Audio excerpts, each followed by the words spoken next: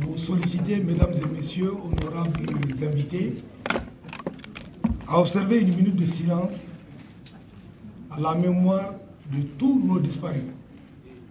Nous étions dans cette même salle, sinon dans ce même CICB, il y a à peu près une année, où nous nous sommes rencontrés dans le cadre de concertation avec les partis politiques. Entre-temps, l'eau a coulé sous le pont et notre réalité humaine nous a rattrapés. Elle continue à vivre avec nous à nos côtés. Et je voudrais solennellement que vous observiez une minute de silence à l'honneur de tous nos disparus, civils et militaires dans notre pays, s'il vous plaît.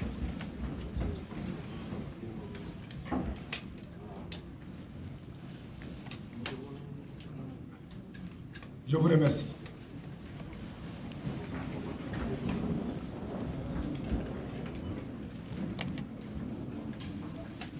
Je voudrais aussi préciser, pour que nous soyons sur la même longueur d'onde, que nous avons convié cet après-midi l'ensemble de la classe politique de notre pays, donc des partis politiques, pour un échange dans le cadre de concertation qui nous lie et qui a toujours existé, même si nous n'avons pas pratiqué depuis un certain temps. Nous aurons demain, s'il plaît à Dieu, dans cette même salle, le même genre d'exercice, de rencontre avec la société civile malienne qui sera représentée et qui a été conviée. Donc je voudrais préciser que pour la tenue de notre séance, pour que nous restons dans les limites de la correction, nous allons faire notre intervention. Les partis politiques qui souhaiteraient intervenir vont prendre la parole et s'inscrire comme partis politiques.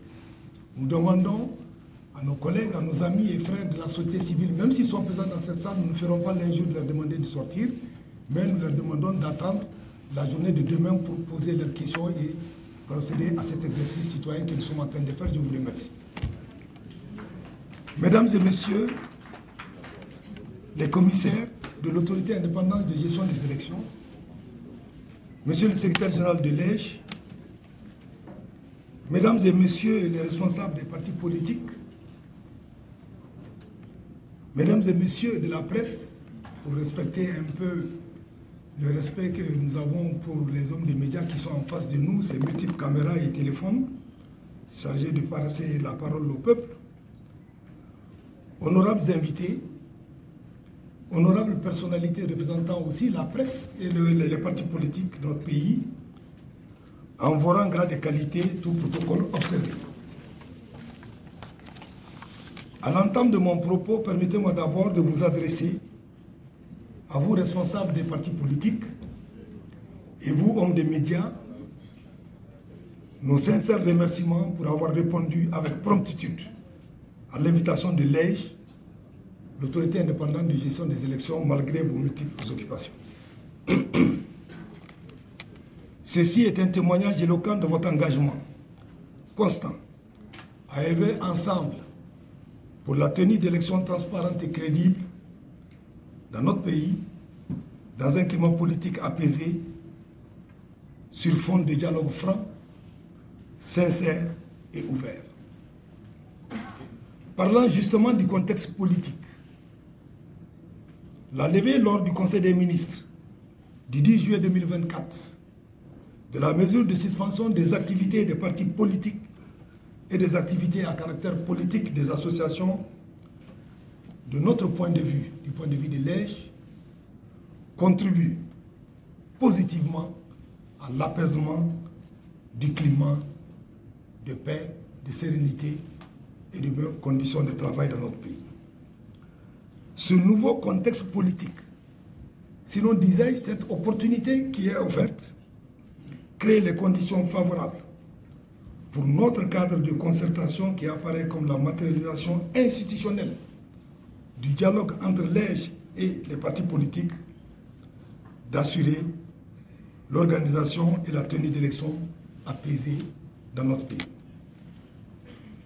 Je puis vous assurer que l'ensemble des cadres d'échange avec vous, les partis politiques, la société civile, l'administration, dont les créations ont été déjà formalisées, souvenons, nous en seront dorénavant davantage mis à contribution pour se concerter et convenir des solutions idoines qui soient consensuelles et partagées. Honorables invités, mesdames et messieurs, je voudrais encore une fois témoigner ici de la disponibilité totale de l'EJ qui entend assumer ses missions avec professionnalisme, et cela conformément aux aspirations profondes et légitimes du peuple souverain du Mali. Chacun conviendra que l'EJ est plus que jamais au rendez-vous de ces défis partagés par tous, qui est celui de marquer nos élections du sceau de l'expertise, de la transparence, de la crédibilité et de l'apaisement. L'organisation réussie du référendum constitutionnel du 18 juin 2023 en est la preuve éloquente.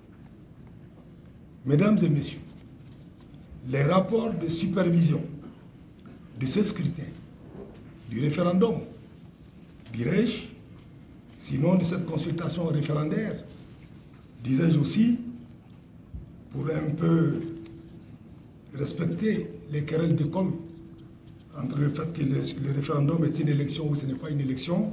Je voudrais parler de nos amis juristes à ce niveau. Ces rapports de supervision, disais-je, ont fait ressortir un certain nombre d'éléments pour nous, autorités indépendantes de gestion des élections, et nous sommes attachés, dans la perspective de la préparation des futures échéances électorales, à trouver les meilleures solutions, sinon les meilleurs aiguillages nécessaires pour pouvoir les résoudre. Parmi ces activités préparatoires, qui sont à plusieurs volets, nous nous focalisons essentiellement cet après-midi sur celles relatives au renforcement institutionnel de l'EJ, à l'actualisation du fichier électoral. S'agissant du renforcement institutionnel, nous citerons la gestion des vacances au sein des coordinations. Une stratégie de gestion des cas de vacances est actuellement en cours afin de dresser la situation d'ensemble et de pouvoir pourvoir à l'ensemble des places vacantes au sein des coordinations. Nous disons places vacantes au sein de ces coordinations parce que, mesdames et messieurs, l'EJ aujourd'hui comporte en son sein des coordinations nationales et des coordinations de l'étranger. Au sein de ces coordinations nationales, nous avons des femmes et des hommes, tous de Maliens, qui officient et qui ont accepté de servir cette autorité indépendante de gestion des élections, qui certes est d'apparition récente dans notre architecture institutionnelle, mais qui crée un engouement qui fait qu'aujourd'hui, nous pensons que nous devons être au rendez-vous. Mais nous n'échappons pas à la réalité humaine qui nous oblige à vivre, à constater des morts, des maladies et à constater des gens qui sont empêchés pour des circonstances, des raisons sociales. Et c'est ce que nous appelons ces places vacantes. Nous signalons que dans le cadre du partenariat entre le ministère de l'administration territoriale et l'EJ, ainsi que cela résulte des dispositions de la loi électorale, nous avons demandé à l'administration, aussi bien qu'à l'administration qu'à nos coordinations, de dresser dans ce sens, en rapport avec les gouverneurs des régions et du district de Bamako, la liste de ces cas de vacances.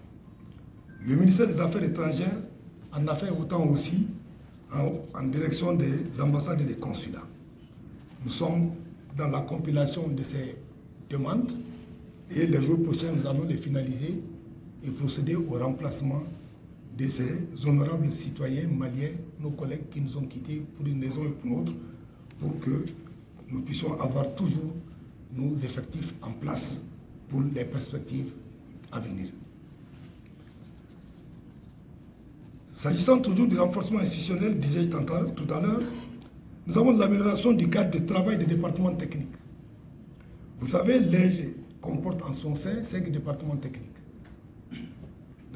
Parmi ces départements, nous pouvons citer de façon beaucoup plus précise le département du fichier électoral, le département des opérations électorales.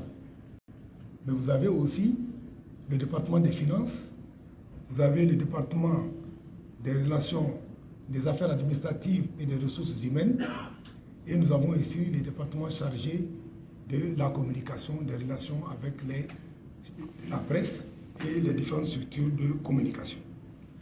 S'agissant essentiellement de deux cadres importants que nous avons rénovés et que nous avons relogés, il s'agit du département des relations, des opérations électorales, sise à l'ex-délégation générale aux élections, derrière l'ancienne BIAO, pour ceux qui connaissent bien la ville, et les anciens. Pour les plus jeunes, je crois qu'on dirait toujours que derrière la station Shell, qui est en face de, comment s'appelle la banque, Ecobank. Donc ce département des opérations électorales a été rénové entièrement, équipé, et nous y avons installé tous nos collègues dans d'excellentes conditions de confort matériel et moral pour qu'ils puissent exercer leur mission.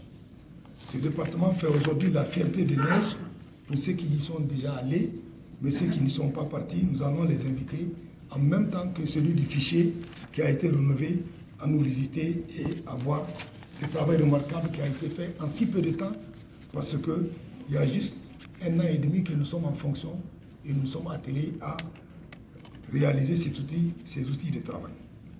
Le département du fichier électoral et de l'informatique, installé dans le local des annexes de la Bibliothèque nationale, aussi ce département a reçu un lifting assez important. Il a été rénové quasiment dans sa globalité. Nous avons procédé à la rénovation complète du bâtiment. Pour ceux qui ont l'habitude de passer là-bas, pour les périodes de révision du fichier électoral, pour des périodes de recherche, de documentation quelconque sur le fichier électoral, ils se seraient rendu compte que nous avons beaucoup d'archives depuis plus d'une vingtaine d'années qui sont dans des bureaux là-bas. Nous avons dégagé tout ce qui peut être dégagé et nous avons créé d'excellentes conditions de travail en équipant les bureaux de matériel neuf. Et nous avons aussi, là où se trouvait le fichier, vous allez remarquer, nous allons vous y convier les jours prochains, repris en entier ce local avec du matériel neuf, avec un système informatique nouveau. Je ne parlerai pas des terminologies utilisées par la nouvelle génération, nous sommes des anciens. Nous pourrons toujours dire, au lieu de dire appareil de dernière génération, de dire des instruments de type nouveau, conformes à notre période et à notre temps. L'installation des systèmes d'accès sécurisés et de logiciels et d'équipements hébergés dans un espace optimisé, garantissant une sécurité accrue, une disponibilité constante pour les opérations électorales. Au point 3, nous avons l'élaboration des outils de travail au profit des coordinations.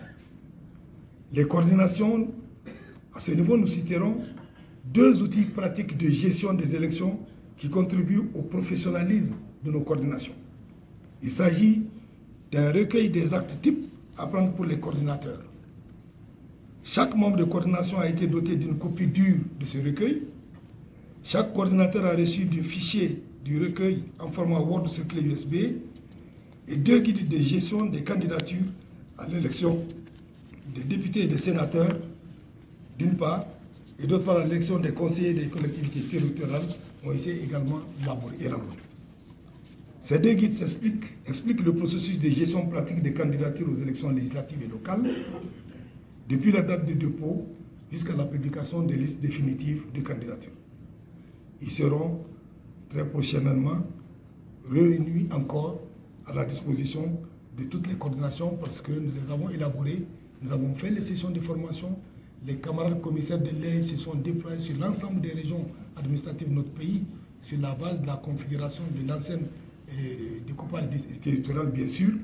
Et nous avons réussi à faire ces activités de formation et d'adaptation de nos coordinations à ces nouvelles données qui font que Liège se comporte aujourd'hui comme une véritable machine électorale et nous nous comportons aussi comme des véritables managers au sein de cette institution parce que l'élection en tant que telle n'est rien d'autre qu'un management.